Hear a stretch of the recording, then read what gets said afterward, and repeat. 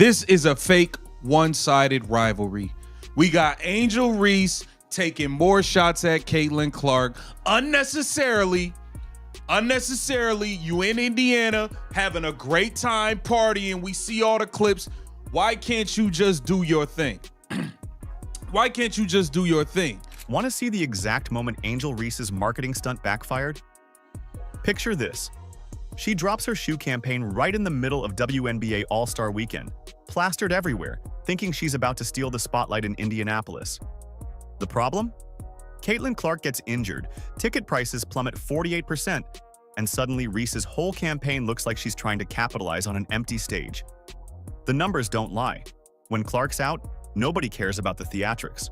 We're breaking down every cringe moment that Reese did during that weekend and how she's getting destroyed. Comment down below Baby Giraffe to roast her latest stunt. Let's go. But can Sarah Spain and the media stop going out there and saying that like the Caitlin Clark needs to do something to stop all this, when it is very clear this is a one-sided beef, and the one-sided beef is not from Caitlin Clark? Everyone thought this All-Star Weekend would be the moment women's basketball finally broke through to mainstream sports culture. You know what was supposed to happen?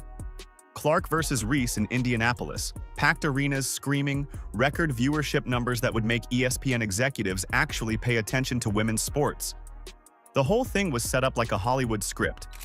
We do start our show, though, with unfortunate news out of the WNBA. Caitlin Clark announced today that she will miss both the three-point contest and the WNBA All-Star Game this upcoming weekend in Indiana after re-aggravating a groin injury in that final minute of Tuesday's win over the Connecticut Sun. Clark had missed 4 games and the Commissioner's Cup final with that groin injury earlier this month, and now will be out for this weekend's festivities, which really stinks for fans, but you know that if there was any way that she could be out. But then Clark's groin injury gets announced just days before the weekend, and suddenly the entire foundation starts cracking.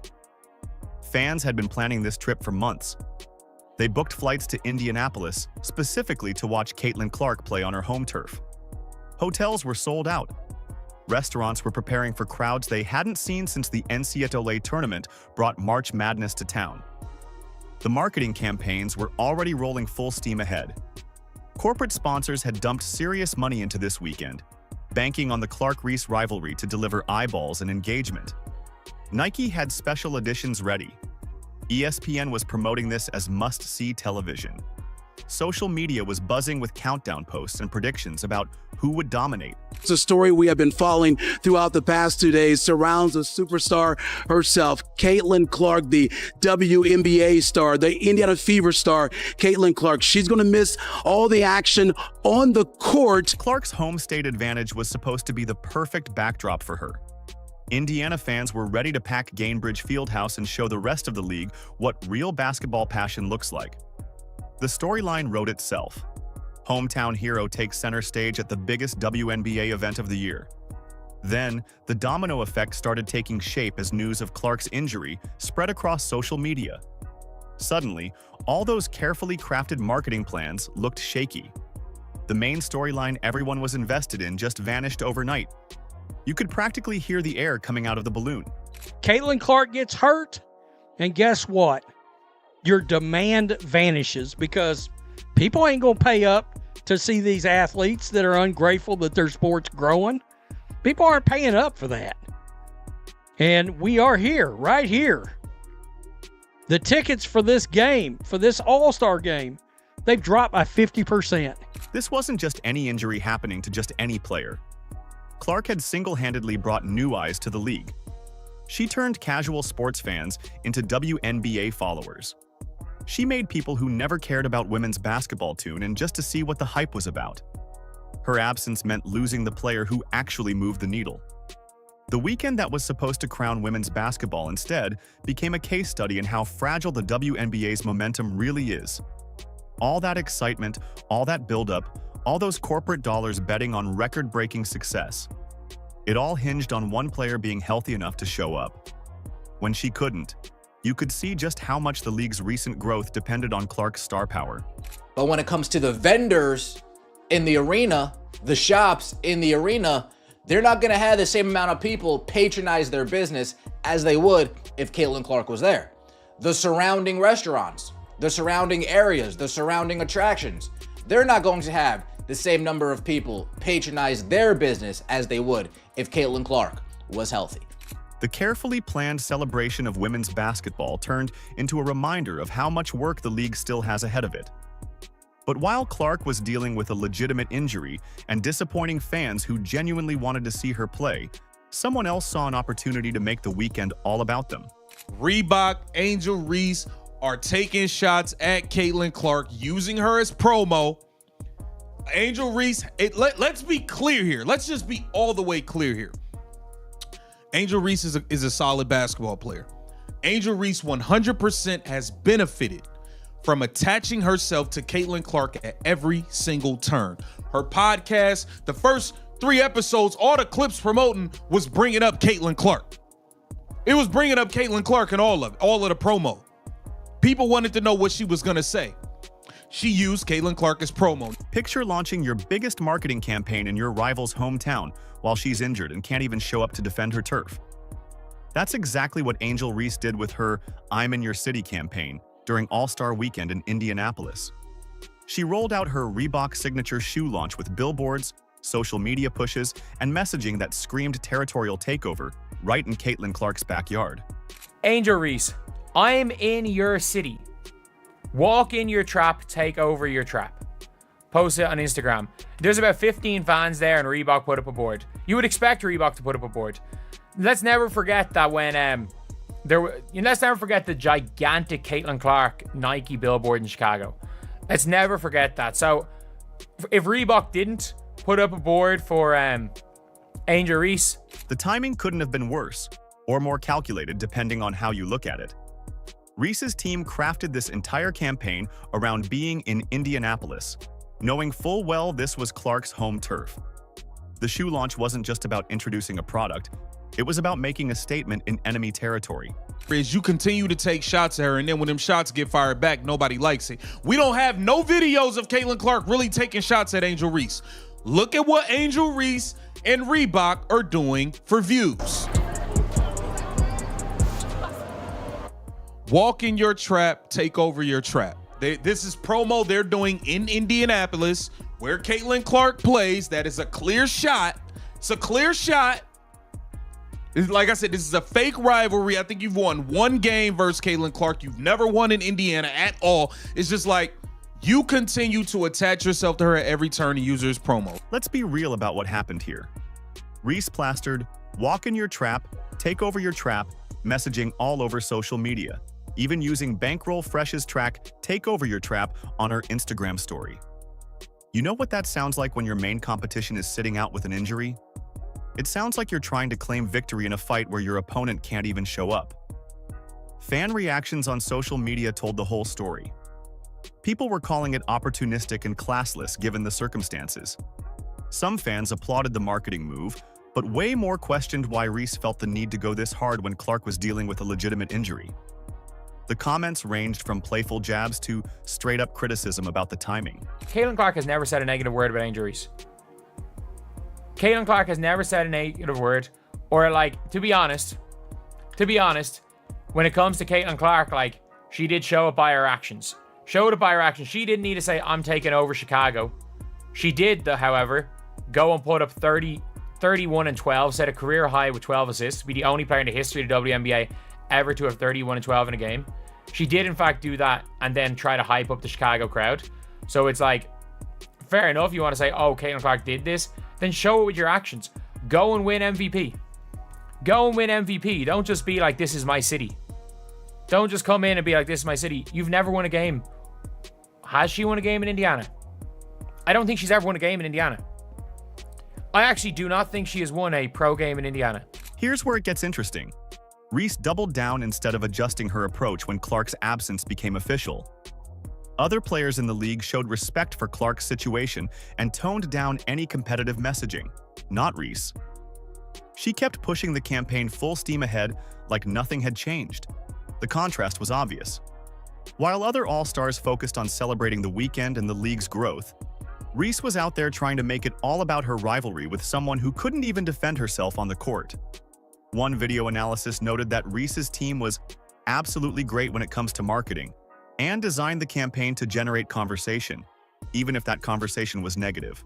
Now with Reebok she's using, this is nonstop. She has attached herself to Caitlin Clark at every single turn, and she has benefited. Let's be clear here.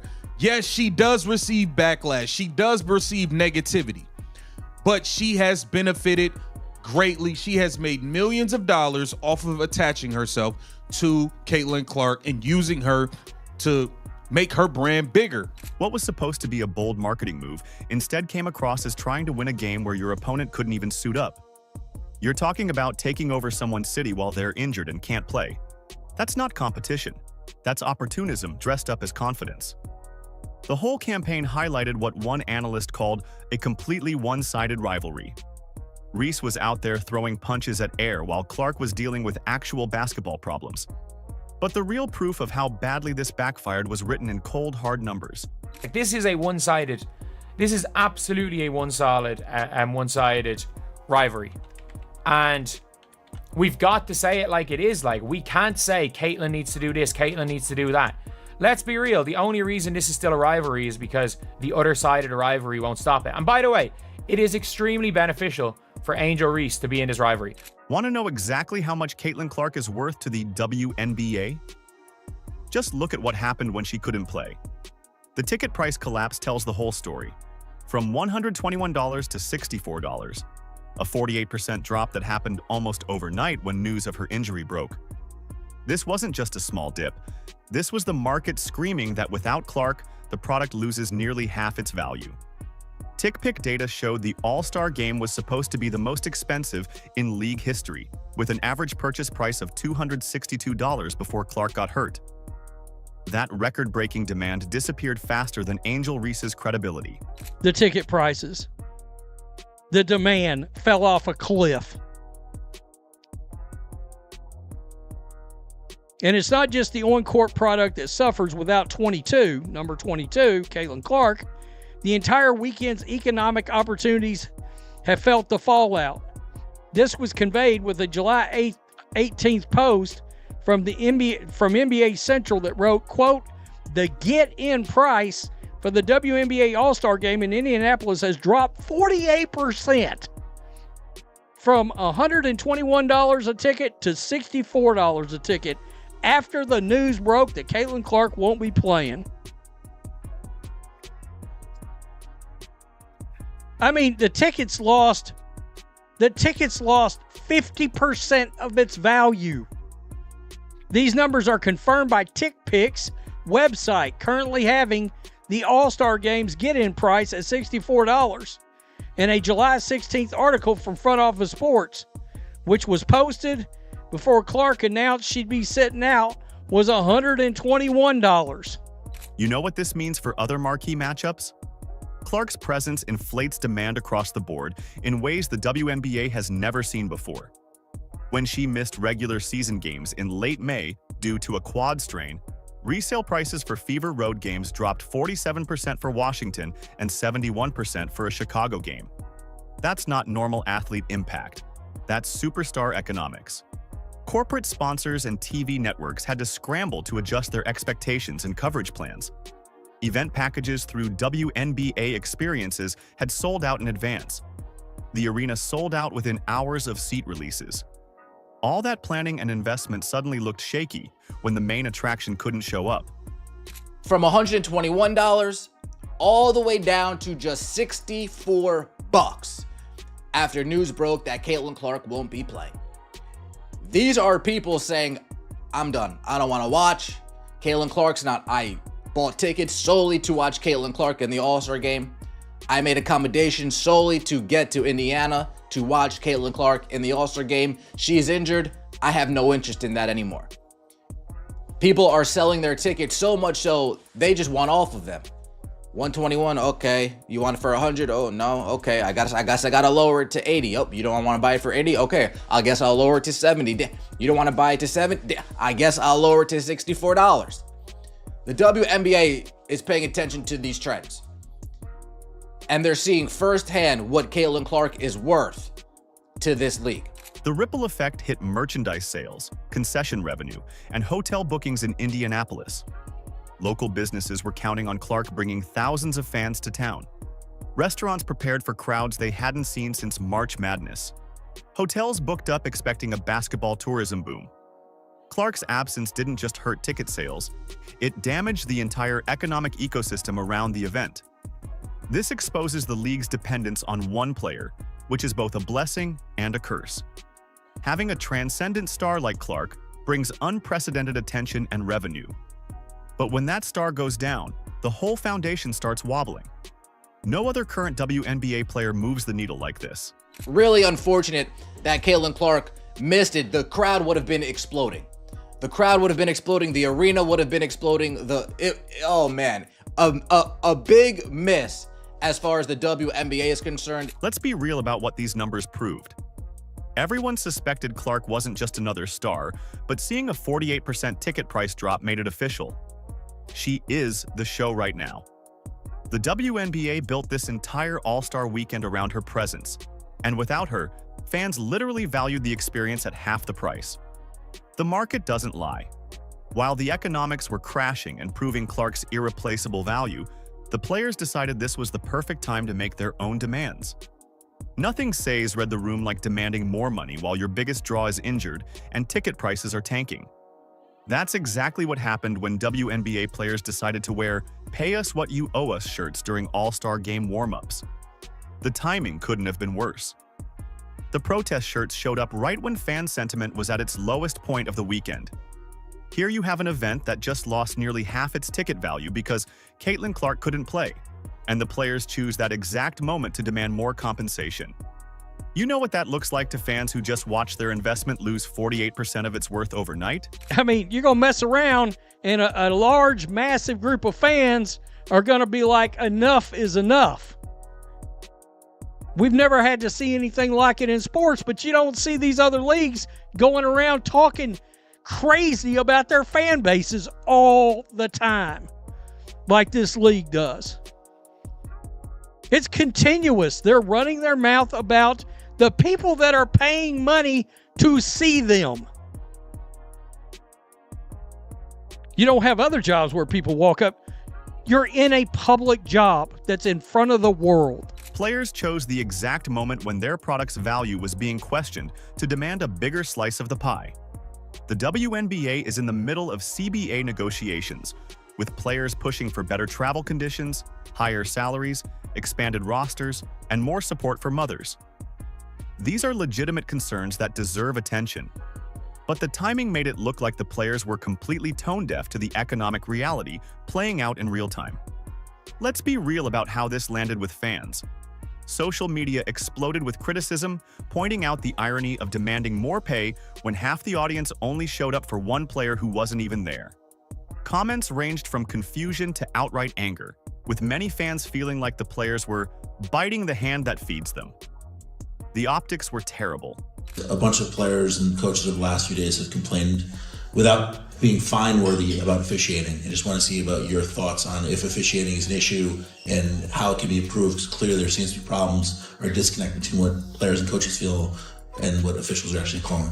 The legitimate grievances behind the protest got lost in the poor timing. Players are frustrated that their salaries haven't kept pace with the league's growth, especially with a new $2.2 billion media rights deal starting in 2026. WNBPA President Nneka Ogwumike criticized the league's approach, which focused on salary caps instead of meeting player expectations for more equitable revenue distribution. You know what other professional leagues do? They don't stage labor protests during their marquee showcase events. The NBA doesn't have players wearing protest shirts during All-Star Weekend. The NFL doesn't use the Super Bowl as a platform for contract disputes. There's a time and place for these conversations, and All-Star Weekend isn't it. This added another layer of negativity to what was already becoming a disappointing weekend for fans. First, Clark gets injured. Then ticket prices crash. Then players start demanding more money while the whole thing falls apart. Commissioner Kathy Engelbert called the negotiations productive and constructive. but players dismiss the discussions as a wasted opportunity. I know as a fan of sports for 60 years now, I know that, no one's ever happy with officiating. All sports deal with it, but we're working hard to make sure we're putting the best product out on the court, and our officiating then follows that. The protest highlighted real issues, but came across as players demanding raises while their biggest star was sidelined and their product was losing value. Even Clark herself said, "We should be paid more." But she wasn't the one wearing protest shirts during warm-ups. But here's why none of this doom and gloom matters in the long run. This weekend proved Clark isn't just a player. She's the foundation the entire league's growth is built on. When she goes down, ticket prices crash by 48%. When she's healthy, the WNBA breaks attendance records and gets mainstream attention it's never seen before. Angel Reese can launch all the shoe campaigns she wants in Indianapolis. She can plaster "I'm in your city" billboards everywhere and act like she's taking over. But you know what? The numbers don't care about her marketing stunts.